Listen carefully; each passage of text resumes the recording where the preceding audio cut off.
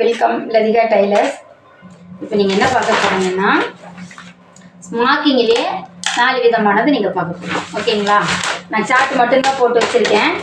நான் இதை போட்டுட்டு உங்களுக்கு நான் ஒரு மெட்டீரியல்லையும் இதே ஸ்டிச் பண்ணிவிட்டு இந்த சார்ட்டையும் அதையே நான் இந்த டிசைன் எப்படி வரும்னு நான் உங்களுக்கு காமிக்கிறேன். நீங்கள் முதல்ல ஒன்று போட்டிருந்தீங்கன்னா கண்டிப்பாக இதை நீங்கள் தாராளமாக போடலாம். பாருங்கள் எப்படி போடுறதுன்னு. இது ஒரு டிசைன் தெரியுதுங்களா?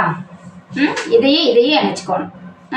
இந்த 3ஐயும் இணைச்சிக்கணும். இந்த நடுவில் லைன் கிடையாது, சரிங்களா? அதேமாதிரி அடுத்த கட்டத்தில் இருக்குது. அந்த 2 கட்டம் ஜாயிண்ட் ஆகிற மாதிரி அடுத்த கட்டத்தில் இருக்குது. அடுத்த கட்டத்தில் இல்லை, இதில் இந்த கட்டத்தில் இருக்குது. இது ஒரு டிசைன் ஸ்மாக்கிங். அடுத்தது பார்த்தீங்கன்னா இது ஒரு மாடல், சரிங்களா? இது எப்படின்னா பாருங்கள், இதில் குறுக்க ஒரு கட்டத்துக்கு போட்டுருக்கோம், நடுவில் இருக்கிறது விட்டுருக்கோம். அதே மாதிரி நெக்ஸ்ட் டைமில் போட்டிருக்கோம், அதில் நடுவில் விட்டுருக்கோம், இதில் போட்டிருக்கோம், இதில் விட்டுருக்கோம், இதில் இருக்கோம். ஆனால் நடுவில் எதுலேயுமே கிடையாது. நடுவில் பார்த்தீங்கன்னா இதுக்கு நேராக கீழே கிடையாது, அதுக்கும் மேலே தான், சரிங்களா? இதுக்கும் தான் நடுவில் தான், சரிங்களா? தெரியுதுங்களா உங்களுக்கு? இந்த நடுவில் தான் அந்த ஒன்றை விட்டு இந்த ஒன்றை விட்டுட்டு இங்கே ஒன்றில் வந்து அடுத்து கீழே 3 தான் வருது பாருங்கள். நடுவில் கேப் போட்டுட்டு அடுத்தையில் 4 போட்டிருக்கோம். தெரியுதுங்களா? இது ஒரு டிசைன். இது பண்ணி பார்க்கும்போது நமக்கு சும்மா சார்ட்டில் பார்க்கும்போது தெரியாது. நம்ம பண்ணுவேன்னா அந்த டிசைன் பார்க்கும்போது எனக்கு ரொம்ப பிடிக்கும். அது கலர் துணி இல்லைன்னா இன்னும் ரொம்ப நல்லாயிருக்கும். நான் உங்களுக்கு ரேஷன் வேஸ்ட்டில் போடும்போது உங்களுக்கு தெளிவாக தெரியாதுங்கிறனால தான் சரி ஒரு சில்க் காட்டன் யூஸ் பண்ணிக்கலாம் அப்படிங்கிறதுக்காக. சரி, அதுக்கு முன்னாடி நீங்கள் இதெல்லாம் வரைஞ்சி வச்சுட்டிங்கன்னா நான் உங்களுக்கு அது போட்டது காமிக்கும் போது உங்களுக்கு அது கரெக்டாக வருதான்னு நீங்கள் போடும்போது ட்ரை பண்ணிக்கலாம்.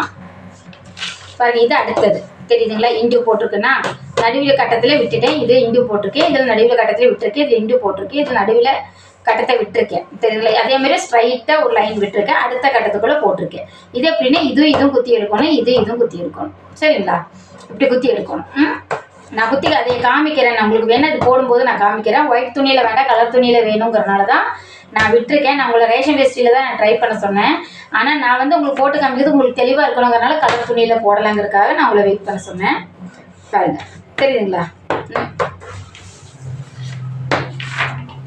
அடுத்தது இதுவும் அப்படிதான், சரிங்களா? இது வந்து ஒரே லைன் தான் இழுக்கிறோம். அடுத்து எடுக்கிறோம், நடு லைன் விட்டுறோம், அடுத்த லைனில் இழுக்கிறோம், அடுத்த லைனில் விட்டுட்டோம், அடுத்த லைனில் இழுக்கிறோம், அடுத்த லைனில் விட்டுட்டோம், சரிங்களா? தெரியுதுங்களா? 1 2 3 4 5 6 7 லைன் வருமா? நம்ம 2 இழுத்து அதில் 3 லைன் விட்டாச்சு, 4 லைனில் கோடு போட்டிருக்கோம். இதுவும் ஜாயின் பண்ணிக்கணும், இதுவும் ஜாயின் பண்ணிக்கணும், இதுவும் ஜாயின் பண்ணிக்கணும், அந்த மாதிரி ஜாயின் பண்ணிக்கணும். உங்களுக்கு இது போட முடியும்னு நான் நம்புகிறேன். ஏன்னா இது முதல்ல நீங்கள் ஒரு ஸ்மார்க்கிங்கும் போட்டிருக்கீங்கன்னா கண்டிப்பாக நீங்கள் தாராளமாக இதை போடலாம்.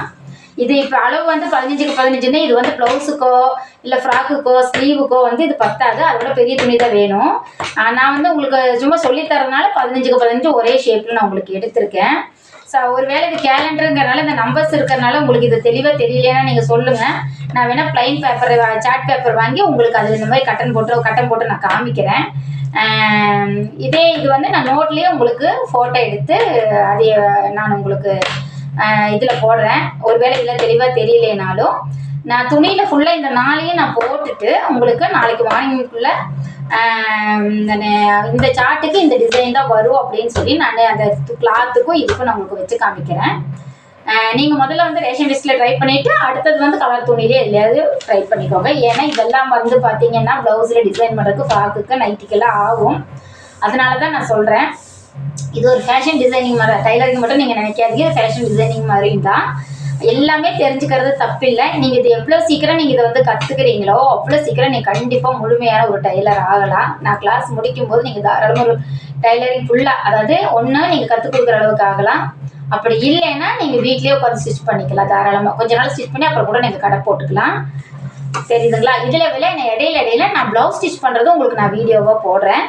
ஏன்னா அது வந்து தைக்கிறது எப்படி நீங்கள் தெளிவாக தெரிஞ்சுக்கிறதுக்கு தான், சரிங்களா? அது வந்து இப்போ இதையும் கன்ஃபியூஸ் பண்ணிக்க வேண்டாம். அது வந்து நான் உங்களுக்கு வந்து நான் ஒரு ப்ளவுஸ் ஸ்டிச் பண்ணுறேன்னா அது எப்படி ஸ்டிச் பண்ணுறோன்னு காமிச்சிக்கிறதுக்காக மட்டும்தான் நான் அதை காமிக்கிறேன். ஆனால் அது வந்து இந்த கிளாஸில் இன்க்ளூடிங் ஆகாது. ஆனால் நீங்கள் வந்து அதை இதை தைச்சி இதை தைக்கலாம். அதில் நான் ஒவ்வொரு இடத்துல பிரிப்பேன். அந்த பிரிக்கிறத கூட உங்களுக்கு எதுக்குன்னு நான் சொல்லுவேன். பாருங்கள், சப்ஸ்கிரைப் பண்ணுங்கள், சப்போர்ட் பண்ணுங்கள். நீங்கள் சப்ஸ்கிரைப் பண்ணால் மட்டும்தான் நான் போடுற வீடியோ எல்லாமே உங்களுக்கு அப்பப்போ நோட்டிஃபிகேஷனாக வரும். தேங்க்யூ.